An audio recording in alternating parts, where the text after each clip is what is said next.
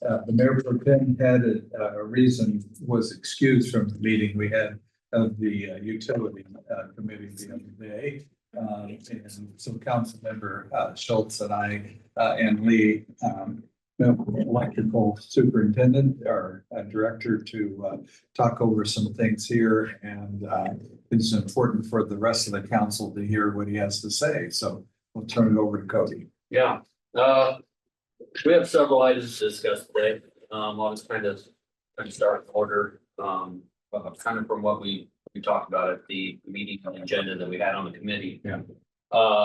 The IPL, the Alliant interconnection that we have down at the industrial park south of town here. We started getting into negotiations with them. It's an agreement that we have that we sell power, or we're supposed to be selling power to Alliant Energy. And we sell that at a wholesale rate. And then they turn around and they sell it at a retail rate down there, or their retail rate. That agreement has not been updated since 2005. Holy moly. So, yeah, so we wanted to go back to the table with them and kind of update this agreement to be a lot more current. And we also have not billed for it since 2005 as well. So that's what we're gonna do on some back billing as well. Thank goodness What you have, for you, Cody. yeah, Gosh. that brings up one of the items on the agenda tonight is that we're gonna get in an agreement with LEV. That's Latham, Irwin, and Bolgeson Associates. I'll be working with Louis Irving and Dave Bolgeson. Louis is an electrical engineer, and Dave Bolgeson's he was a business executive for Alliant Energy. So he essentially, his job when he worked for Alliant was writing these PPAs, these interconnect agreements. So he's very familiar with it. And what makes it kind of complex in negotiating these agreements is that Alliant has a FERC filing that's been approved. So they have to, since they've got that filing approved, we have to go by the structured program, the structured matrix that they have for getting these PPAs set up. They make them complicated for a reason, because they like to, and they have these kind of all over the place with other small municipalities. And I don't necessarily want to speak poorly upon, Alliant, but it was, they sometimes can go into a municipality and bully them around, or, so, but with the help of LEV and some hard work with us, I think we're gonna come out with a pretty good deal with this. So I know that LEV had a price tag of about $10,000 on that, but within the first year, I mean, we're expecting that profits, or at least to recoup our costs, going to be in the neighborhood of probably around 20. So 10,000 a year for their cost, or for the cost of? this is a one-time deal. They're going to help us through this. There's actually more items on that, on their scope of work that they're going to help us out with, and I can actually go through some of that as well. Isn't that for A and B, the A. 10,000? I think that's significant for the council. That's for A and B. But you'll see on that document that there are several more things that they recommend that we do. And I think Josh, well, he can speak for himself on that, but I clearly was in favor, particularly of item D. And just to add on to what Cody's saying and the mayor, so the type of administrative work, this is going back to, in previous council meetings, we approved for general counsel to work with Tim Whipple through Allers and Cooney. Again, because of the specific specialty of handling the electric utility. And now with the recommendation of the contract with these individuals is, again, it's more specific to the identifying and updating and then preparing for future. So these folks have more of the specialty. Larger corporations have attorneys, they have a whole legal team on staff. And so we're, even with the city, with our legal counsel, there's limitations as to what they can do and, analytics and things like that, so. Is there information in here that says like how much they will be paying for the back? It's in here, It's sorry, in the I back. wasn't able to see The this. back pay? Yeah, No. Oh. or do you know about how much? We're just digging into the numbers. Okay, So, I just wanted a moment of excitement, yeah. but I'll wait. So So that, the statute of limitations is 10 years, Mhm. according to Tim, so we can go back 10, Yeah. 10 out of 20. the good news is the switchgear project was within that time frame. And so the bigger part of the upgrade to our switchgear, I mean, those are the things we're gonna talk to them and identify, because within the existing 2005 agreement, it calls language out for, upgrades and their shared costs of that. So those, again, those are the specialty items that, it's like, ask for more and then be appreciative of what we get, but then going forward is what Cody is making sure that we've got some checks and balances in place so we don't run into them. So just so I understand clearly, if this is okay, Marion. So, yeah, Okay. no, this is what it works section. Okay, so for 10 years, they were getting electricity from us, but weren't paying us for it, and we're not gonna get that 20. back. 20 years. But we will get the 10 after. Well, so that's what 20 we're years. speaking. Okay, Possibly, Mhm. we're in negotiations, Mhm. we're gonna see what we can get out of it and that's because there's a law, statute of limitation law. for 10 years. Okay. Yeah, the thing here, it's not all Alliance fault. Mhm. It is definitely the city has the accountability, because in 2005, there was not processes put in place. This agreement got filed, and it took some digging on our part to come up with it.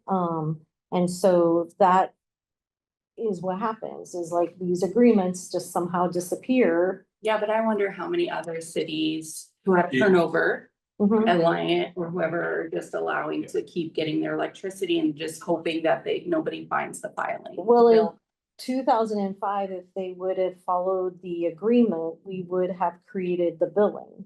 And Mhm. so that would have carried forward with all of the staffing I and the believe that. history of it. Yeah. But just like you said, I mean, if those steps are not put in place, then that's where it gets lost in Yeah, translation. That's unfortunate, Yeah. but I'm glad that you found it. Yeah. Yeah, there's a lot of variables that Mhm. take a play here, is that in the electric industry specifically, is that we're in agreements with a lot of different folks. Mhm. I mean, we buy essentially, in a roundabout way, we buy our power from a company called NextEra, Florida. Mhm. So, we have transmission demands with ITC. We have relationships with RPGI that has even more relationships out there. It's truly a business, and, there's a lot of variables that play a role. There's also things that when we're taken into account, like losses. We assume losses within our line, our transformers. Those all take a role. We take those in account with our rates. Mhm. But the rates were never put over to Alliant to try to recoup any of our costs. Mhm. So. Yeah, it's called the cost of supplying service. I've worked with Tim Whipple through the years, and find him two things. He's a person who doesn't speak unless he has something important to say. And then second of all, he's very thorough in what he does. But some of the rest of what Cody is going to outline here, I think will bring this all together for everyone. Yeah, and we can, any more questions on what we're going with, or what we're facing with ICL line? I can also write them down and ask at the end, so you can get Okay. your work. Yeah, we can definitely go back. Cause I ask questions. Sure. I will get into the transmission. It's in your packets as Mid-American versus ITC. And your first document. It's in the first four, it's going to be I think it's the second attachment. Hope I got it in there. Just a little bit of math. These numbers are pulled off of the RPGI bill. It looks like this, Sarah. I've got them. Okay. Sorry, it's kind of messy, but it's the best math that I can do. Yep, it's Yeah. just I don't have Yeah, color. that's fine. To save money, I don't have a color pencil. That's really- Those numbers were Oh. pulled directly off the RPGI bill. They're pulled directly off of the tariffs. So if you could pull out as well exhibit G for participant tariffs.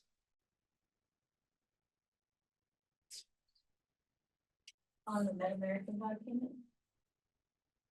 On this document right here. Mid-American. Yeah. I think Yeah, he has it labeled Yeah, as there's Mid-American. it outlines That's the word on the shoulder. Oh, no. Exhibit G, exhibit G. Yes. what page is that on? Give it page number, I don't think, cause it's section B, Yeah, it's you that know. whole, so slide up. It's that, right here, Oh. exhibit G. Gotcha. Thought it was You got one it? of the tables. Yeah. Okay, so I'll give you a little bit of context in what we're dealing with. I've been to the energy conferences, just over what's kind of happening in the United States right now. We're seeing a large surge in demand in power. And, the market's getting very, very competitive. We're seeing this surge mostly because of data centers. Some manufacturing is coming online, but data centers are just, they're sucking our grid dry in a way. Not that that's a bad thing. I think it, no matter what you think of it, it might make life better, but And also it's sucking our water resources. away. yeah. Des Moines has a big data center that Microsoft has, I think. Microsoft's got one, Google's got one over there, yeah. Yeah, and it's utilizing a lot of water source, but anyway, I get right off. They need the cooling for the water, right? Mhm. So up at the same narrative has been happening and throughout all these conferences that they want us to, essentially, they want us to be, get more skin in the game. They want us to become producers, not so much consumers in a way. Because Mid-American and the Alliant Energies of the world have been taking kind of that step. So what they're telling us is that transmission demand by far is that we're looking, and I'll get into this, is that we're looking at the next contract year, which this ends in 2028, at another 145% increase wow. in transmission demand. This tariff, which was signed in 2022. We're assuming in a demand charge, that's gonna be section 4. We're seeing a 90% increase since 2022. 90% for what we pay for power. That's Okay, wholesale? that's wholesale. Now we have demand charge. Demand charges is what's going across the transmission line. We've seen a 65% increase. And they're telling us we're gonna see another on this, the next 5-year contract, we're gonna see 140%. Now, that could be either way. We don't know yet until we get to the table with it, but that's just kind of what we're expecting.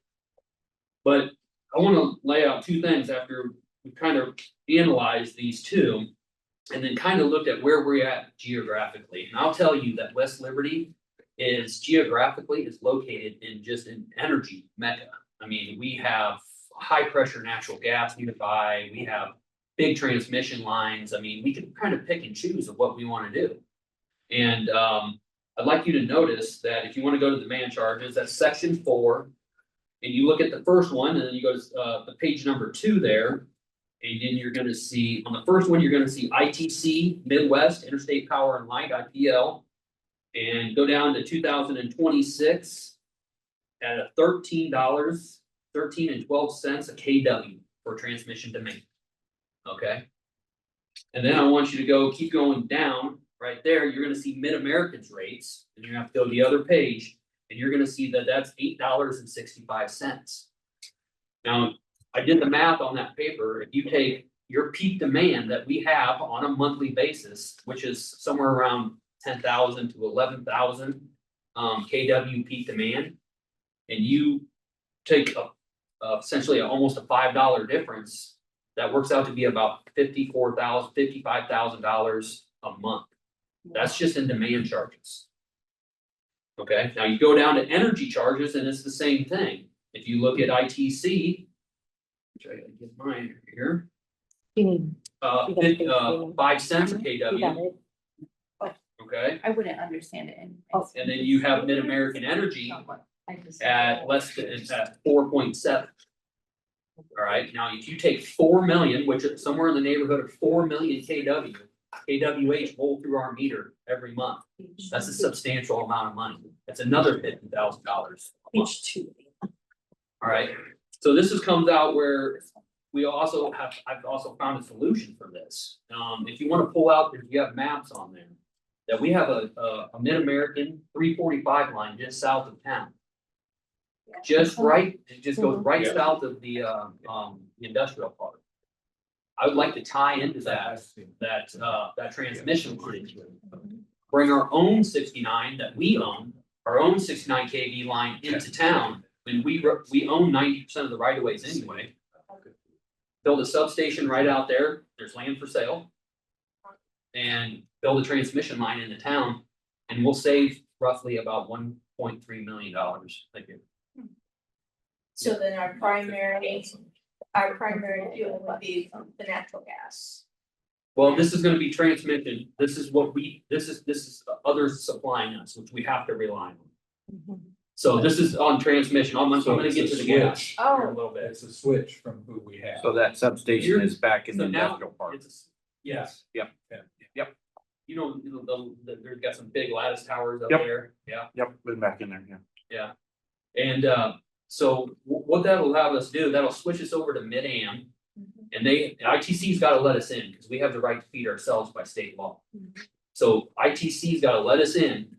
And then we'd have a dual feed with ITC and Mid-American. Obviously, we're gonna take our power from Mid-American because it's much, much cheaper. And this will help us hedge our costs. This not necessarily, maybe not lower our rates, but it's gonna hedge us from actually more rate increases in the future. And so, and this is great because now we're creating competition in the market too. Saying, hey, ITC, we're willing to spend a couple $1 million because it's worth it to us to say, hey. And by the way, I've done some numbers on this, and LEV's gonna help out a little bit more, but it's gonna be, look, I'm thinking around a $7 million investment. But with a annual return on 1.3, or just say $1 million, $1 million, that's an ROI of 7 years. Mhm. That's fantastic. I mean, municipalities never see ROI, so. This is a great opportunity. This is just the inception of it. I still have to talk to Mid-American and honestly get your folks' approval and before we proceed, but I thought I'd bring it to your attention because it's a great opportunity. I don't understand a lot of this, so please, That's okay. if it's too complicated to explain it to me, just let me know. It's another discussion for another time. But if we're considering this investment, which sounds like a great solution, should we also consider what investing in solar would do?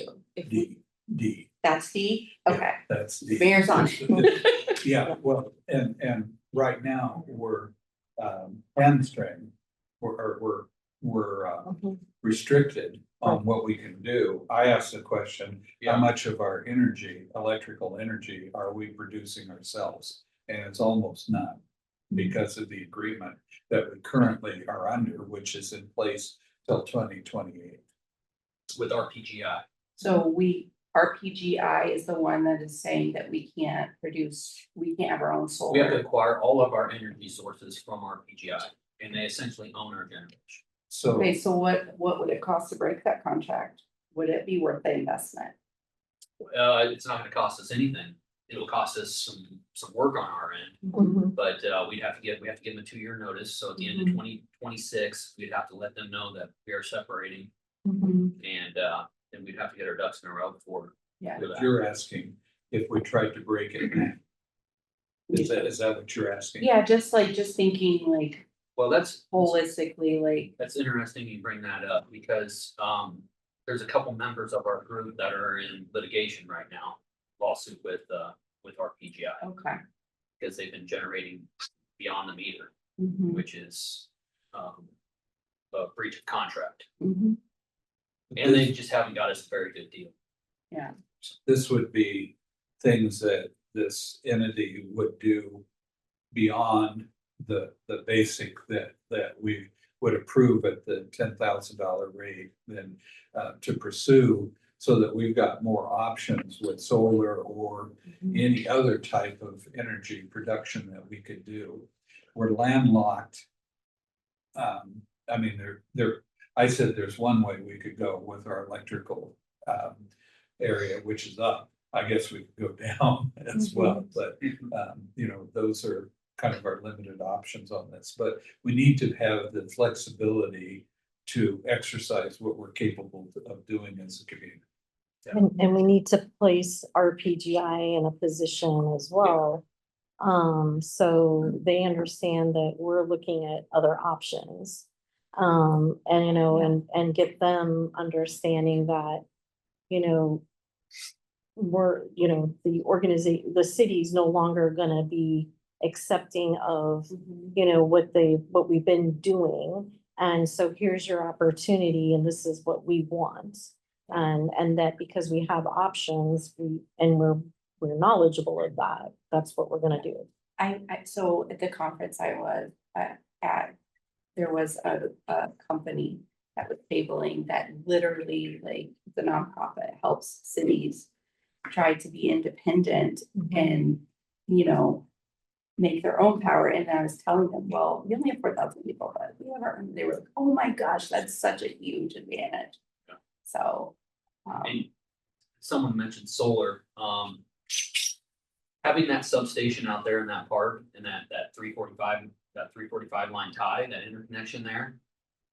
If we have to buy that large lot out there, that in the future, we could fill that with solar and we could send it right back on the grid and start making money of that. That would be the perfect interconnection. Yep. Because it's got, there's empty land out there. We have the interconnection to the transmission line. So we take it all out, anything that we produce more, we'll send out to the grid, make money on it. And if not, we'll send it into town and just supply our citizens. Yeah, that sounds great. What about, is there a possibility to, maybe I'm way off track, that down the line in the future, we expand our town and we expand our business growth? I know we're only restricted to within our boundaries for our electrical grid, but if we go beyond that, is there a way that we could, say, make an agreement with whoever is whoever owns that grid section, that we could offer to do the infrastructure and the maintenance of that infrastructure, and they provide the power, but we would be able to capitalize off of we'd be able to get paid for keeping the upgrades of the infrastructure. So that's kind of along the same lines as what we have down there with the Lion. Okay. You just gotta keep up on it. That's a PPA, purchase power agreement. Okay. And yeah, we can definitely make money on something like that, make profits. Obviously you gotta keep up on the contracts and keep up on the cost of supplying service. There wasn't it didn't make it out of committee, but there was one interesting bill that was running through the House. And it was that they were gonna open up jurisdiction territories for electric on the basis of economic development. Now, a lot of smaller municipalities are very frightened of this. Yes. Because now we can't compete with the big guys. But as far as like Alliant goes, we could compete very heavily with Alliant. Their rates are very expensive because they have a whole lot of overhead. We're pretty affordable compared. Mid-American is not a competitor with us right now because they don't have any jurisdiction even in the neighborhood. Closest would be Iowa City. REC? REC, we're fairly competitive with REC, but yeah. But I mess with their territory and try to mess with their territory. Well, that's what happened. The REC's really got offended with that. Exactly. So it didn't even make it out of committee. But that being said, is that FERC is starting to look at this, and so now the federal Energy Regulatory Commission, and when FERC makes a ruling, everybody's kind of got to. Get in Everybody's line. kind of We for. gotta get it, yeah, everybody's kind of for.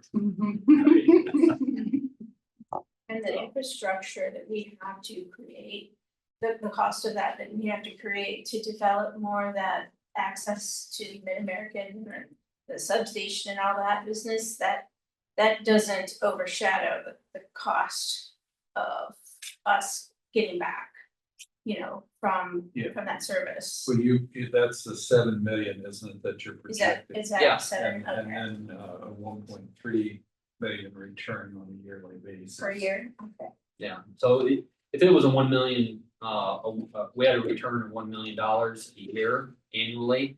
And we had a $7 million investment, we have a 7-year ROI. Like I mentioned, Lock her wheels. so yeah, I mean, we'll get you some better data in front of you, a little bit more user friendly. LB is gonna help out on this, hopefully. They'll put some solid data and we'll get some real numbers in front of you. But I will tell you, we're not the only ones doing this. There's other utilities out there, since we've kind of looked at this, that are looking at the same thing. ITC is extremely expensive. We're fortunate because we have a Mid-American line. A lot of communities are not as fortunate. They don't have a Mid-American line within 100 miles. So it just doesn't make economic sense for them.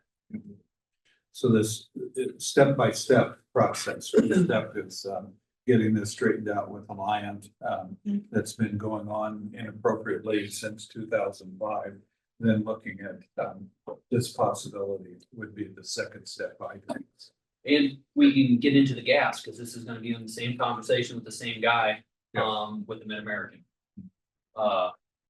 So kind of how gas is going, maybe we should get into the gen study, get a little context in the gen study, right, on gas.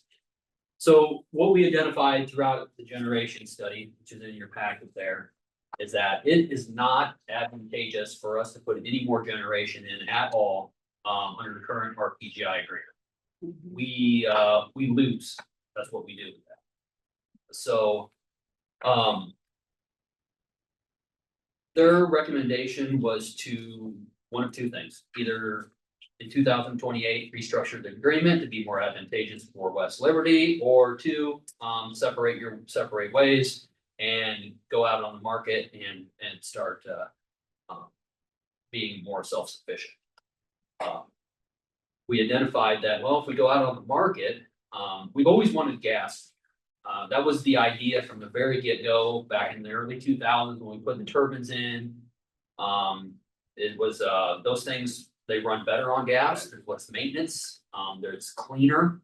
There's more power density to gas, so we'll get an extra half a meg worth of energy out of each turbine just by going to natural gas. Is a meg a lot? A megawatt, yes. Okay. Yeah, but for this small town, a megawatt's a lot. Okay, good. We run about, on the hottest days, probably about 11 megs. Oh, okay, so yeah. So, I know that they were, we had acquired the turbines with dual fuel. yeah, Capacity, yes. so that we could run it on diesel or natural gas. And they're ready to go. They are ready. Everything was already plumbed in. All the logics were already programmed for it. We're just waiting on a line that was big enough with capacity to give it, to let us take it. With that, in order to, here's another really good point, is that they, the same kind of narrative was rolling through the stories of that they want us to be more flexible, especially on the kind of plant that we have. So in the summertime, they want us to be running gas. Okay, because there's plenty out there, nobody's using it. So it's cheap, it's affordable, it's available. They want us to run gas. But if we ever get called upon during the winter to run, gas is not available. It's expensive. That's because everyone's homes are using it. So now we'll be in a very good position because we will have, if we go forward with the gas, we will have both. And we'll have that dual fuel option, which will come with a premium, is what they're saying. And it does it now, it comes with a premium.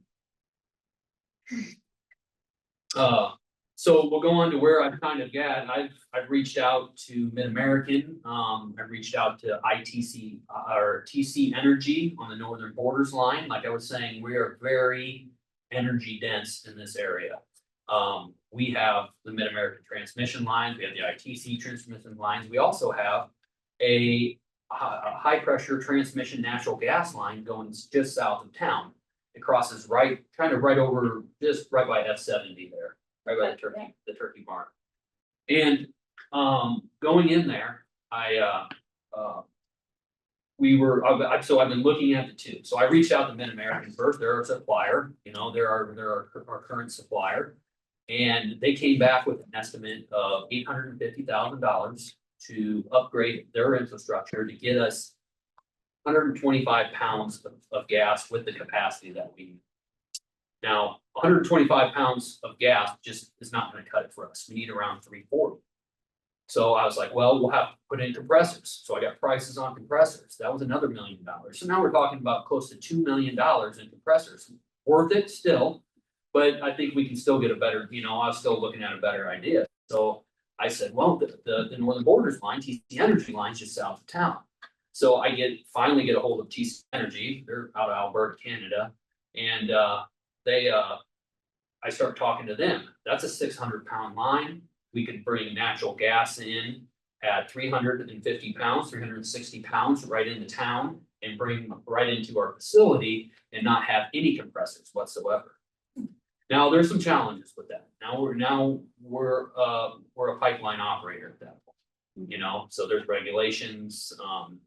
Obviously there's gotta be an operator on staff. There's some really good things about it. If you really wanted to go after it really hard, is that, I mean, we could essentially be our own gas supplier for the city, for the entire city, if we wanted to. With a vote of referendum, we could take over Mid-American Gas just with a vote. I'm not advocating necessarily for that, but that's where it gets into my negotiations with Brian from Mid-American. Is that the very last conversation I had with him, it's like, well, Brian, I said you want $850,000 to upgrade your infrastructure. You're not gonna give me enough pressure, so I'm gonna have to put in compressors. Or I got option two, Brian, I can go down south of town, tap into the TC Energy line, and they can give me everything that I need. And the wheels start turning in his head, you know? And he's like, well, are you saying that you're gonna become a pipeline operator? I said, well, maybe, Brian. And he goes, well, that sounds like we need to rethink some things, don't we? I said, you sure do. So I left it at that, and we were talking about him coming down, maybe looking at our facility. He's a business executive through a key accounts business executive through Mid-American.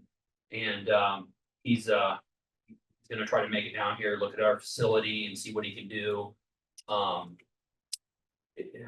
My gut feeling says you just stay with Mid-Am, you know, if we want to proceed with this. My real ambitious feeling is saying, let's bring high pressure natural gas in here. But there's a lot of, that's quite the chore. The scope definitely to see where the pros and cons would be. Yeah. You know, on bringing on high power versus just staying with. Mid-American. I think the bigger thing right now would be land rights. You know, Yeah. that's a hot topic, and so we would have to eminent request. domain stuff. Mhm. Yeah, I'm thinking about that too. Like, it would just be helpful for us to, like Cara said, just know all of the risks, cons, even like social perception, you know? Because we would have to, like with Johnson County, we've been trying to get this jail. The jail it's gone, you know, but the voters are not voting on it because of the social perception. So like, we would have to think about everything like that. And there's definitely landowners before we can get to our right of way. Mhm. There's definitely some, there's some farmers in there and there's landowners. And then just how would it help with the people getting utilities for cheaper, you know, or not having this, I mean, we just have to, I think that's gonna be the wins are, well, this is how we're going to keep our utility, you know, under this rate or whatever for this long. So So- people can afford it to live here. The whole, yeah, the whole conversation, the whole practice of all of this started off with, we're in a position where, we know we're running into limitations for growing utility customers, and the due diligence is we can't keep charging more to the same customers.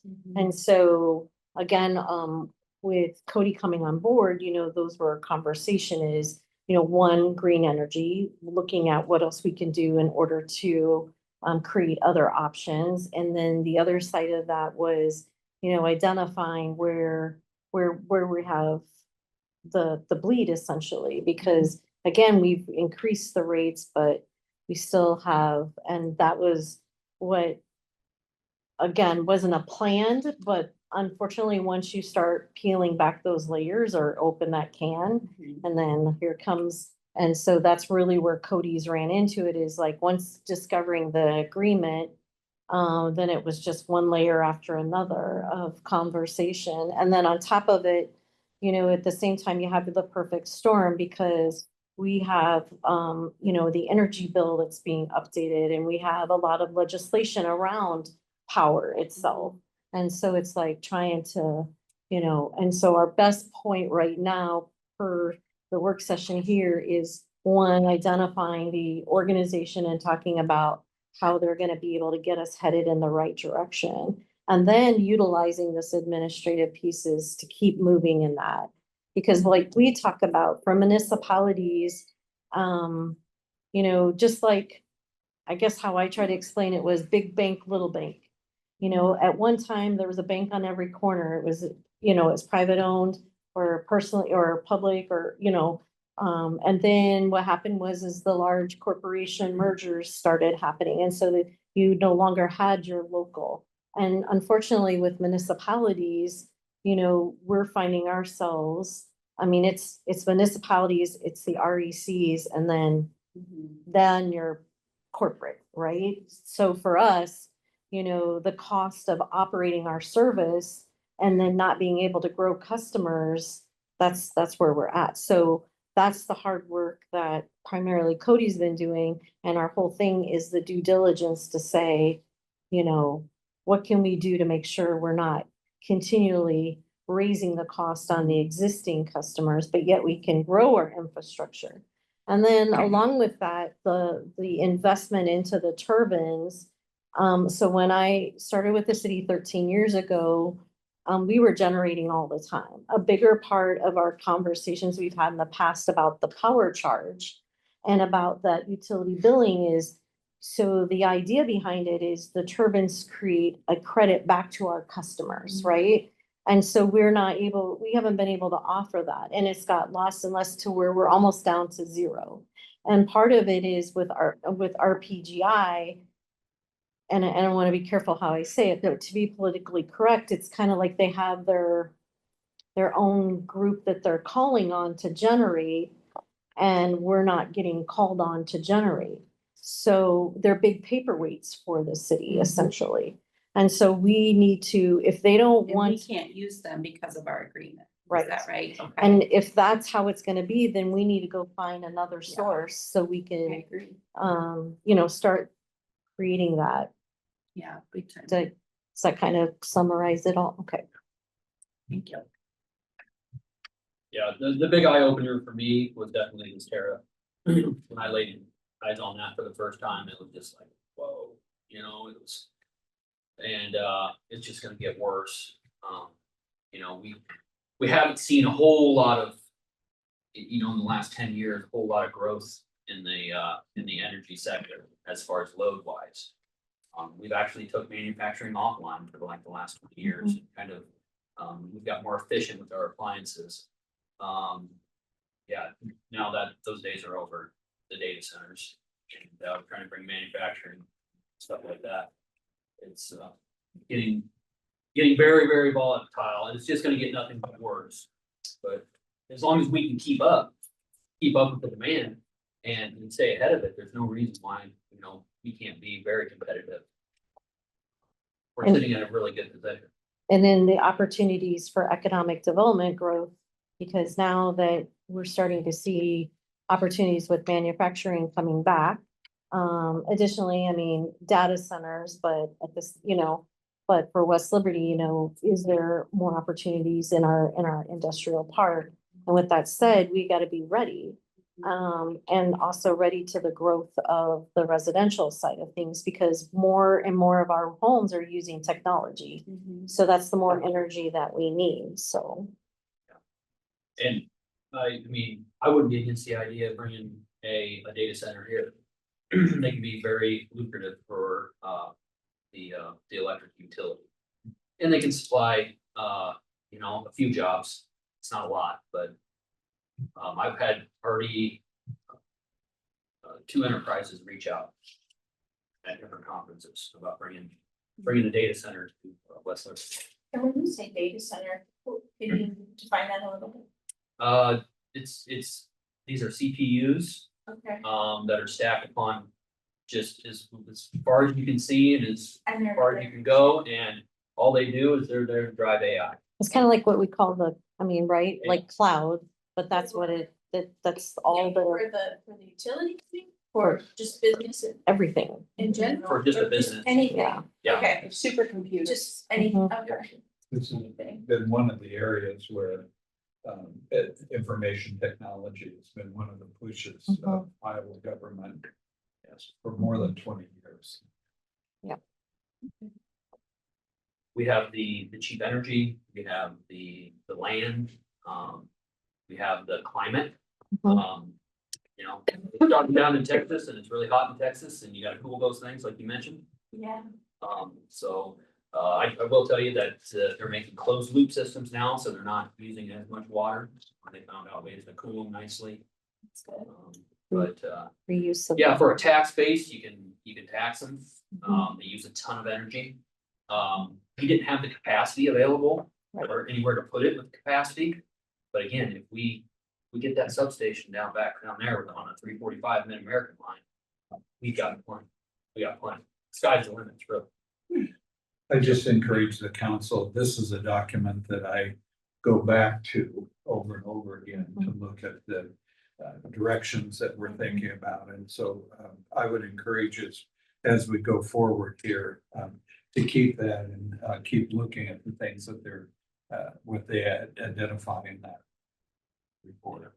And this will require us to set and have, coming up, as we're working through this, we'll be progressing. And that we're gonna have to look at, it may even be monthly utility committee meetings as we're working through these negotiations.